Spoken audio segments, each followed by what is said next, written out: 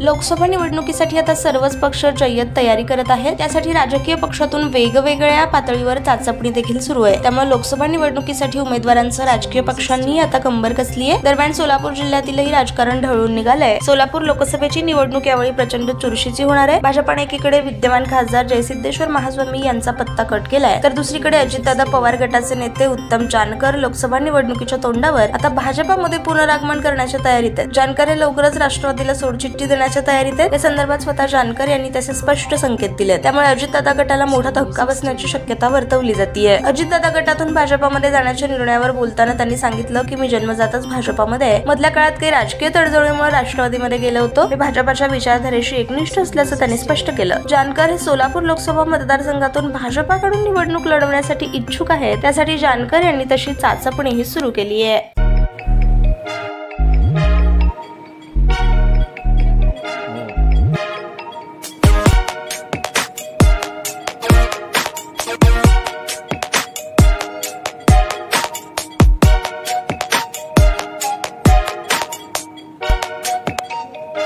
सोलापूर शहरातील सुप्रसिद्ध हॉस्पिटल म्हणजे सेंट्रल मल्टी स्पेशालिटी हॉस्पिटल मागील अनेक वर्षापासून सेवा बजावत आहे। 24 तास इमर्जन्सी सर्व्हिस, मॉडर्न टेक्नॉलॉजी, अनुभवी डॉक्टर्स तसेच अत्याधुनिक तंत्रज्ञान सुविधांनी सुसज्ज स्त्रीरोग प्रसूती विभाग, ऑर्थोपेडिक विभाग, मेडिकल विभाग आणि इतर एकमेव नाव म्हणजे सेंट्रल मल्टी स्पेशालिटी हॉस्पिटल। पत्ता गणेशपेठ शॉपिंग सेंटर, मंगळवार बाजार, सोलापूर।